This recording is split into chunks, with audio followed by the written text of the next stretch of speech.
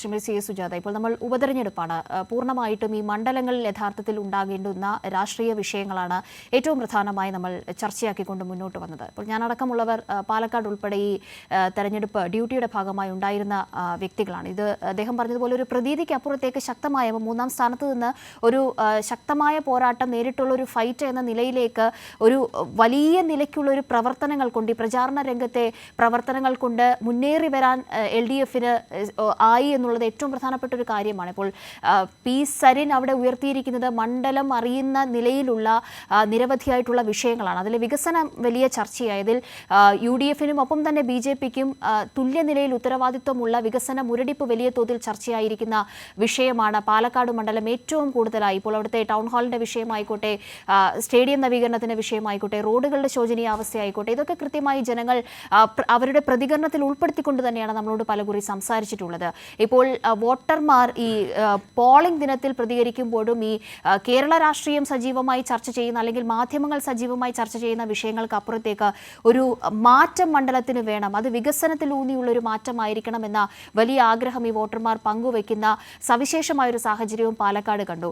എങ്കിൽ ചേലക്കരയിൽ എന്താണ് യഥാർത്ഥത്തിൽ കഴിഞ്ഞ നാളുകളിൽ ഉണ്ടായിട്ടുള്ള വികസന പ്രവർത്തനങ്ങൾ എന്നത് മുൻനിർത്തിക്കൊണ്ട് പാലക്കാട് ഉദാഹരണങ്ങൾ കാണിച്ചു കൊടുത്തു തന്നെ വോട്ട് പിടിക്കുന്ന ഒരു, അല്ലെങ്കിൽ വോട്ടർമാരോട് സംസാരിക്കുന്ന ഒരു നിലയിലേക്കും LDF-ന് അവിടെ മുന്നേറി പോകാൻ കഴിഞ്ഞിട്ടുണ്ടായിരുന്നു. വയനാട്ടിലെ സാഹചര്യം നേരത്തെ താങ്കൾ സൂചിപ്പിച്ചതുപോലെ തന്നെ സമാനതകളില്ലാത്ത രീതിയിലുള്ള ഒരു ദുരന്തത്തിൽ കൂടി കടന്നു പോകുമ്പോൾ അനാഥമായി പോയ ഒരു മണ്ഡലം എന്ന നിലയിലാണ് അവിടുത്തെ മുൻ MP-യുടെ പ്രവർത്തനങ്ങളെ അടക്കം വിലയിരുത്തി മുന്നോട്ട് പോകേണ്ടിയിരുന്നത്. ഈ കേന്ദ്ര സർക്കാരിൻ്റെ പ്രതികാരപൂർവ്വമായിട്ടുള്ള നടപടികൾ ഉൾപ്പെടെ വലിയ തോതിൽ ചർച്ചയായിക്കൊണ്ടിരിക്കുന്ന ഒരു ഘട്ടവും ഈ തെരഞ്ഞെടുപ്പ് കാലയളവിൽ വയനാടും മുന്നിൽ കണ്ടു. ഈ നിലയിൽ മണ്ഡലങ്ങൾ പൂർണ്ണമായും അഭിമുഖീകരിക്കുന്ന പ്രശ്നങ്ങൾ വലിയ അളവിൽ ജനങ്ങൾക്കിടയിൽ ചർച്ചയാക്കാൻ ഇടതുമുന്നണിയുടെ ചിട്ടയായുള്ള പ്രചാരണ പ്രവർത്തനങ്ങൾക്ക് കഴിഞ്ഞു എന്ന ഒരു വിലയിരുത്തലില്ലേ?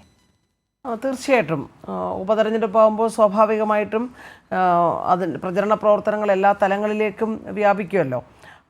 പാലക്കാടിനെ സംബന്ധിച്ച് ഇപ്പോൾ സൂചിപ്പിച്ചതുപോലെ പാലക്കാടിൻ്റെ ഹൃദയത്തിലൂടെ നമ്മളൊന്ന് സഞ്ചരിച്ചു കഴിഞ്ഞാൽ വലിയ തോതിലുള്ള പ്രശ്നങ്ങൾ അവിടെയുണ്ട്. ഇവിടെ ഓർമ്മപ്പെടുത്തിയ പദ്ധതികളെ സംബന്ധിച്ചെല്ലാം നോക്കിയാൽ നമുക്ക് കാണാൻ സാധിക്കും.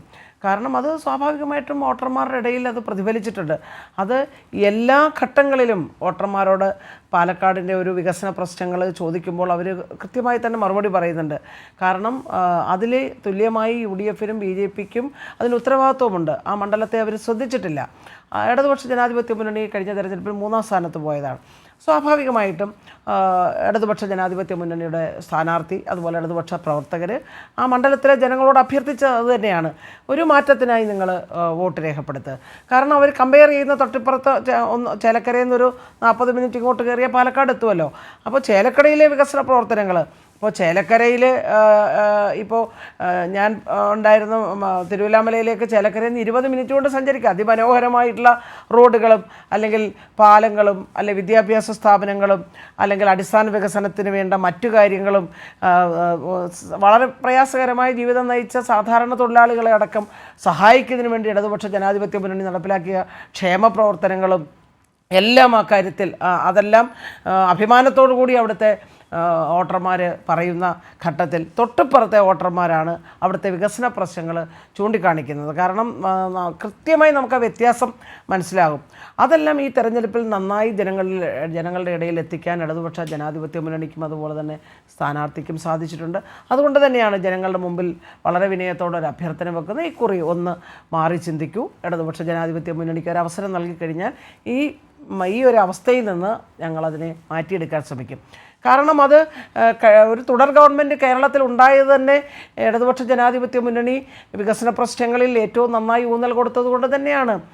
ശ്രീ ഉമ്മൻചാണ്ടി സാറ് മുഖ്യമന്ത്രിയായിരുന്ന ഘട്ടത്തിലുണ്ടായിരുന്ന ആ ഒരു പിന്നോട്ടടി തന്നെയാണ് ആ തെരഞ്ഞെടുപ്പിൽ 2016 തെരഞ്ഞെടുപ്പിൽ ജനങ്ങളുടെ മുമ്പിൽ നമ്മൾ അവതരിപ്പിച്ചത്.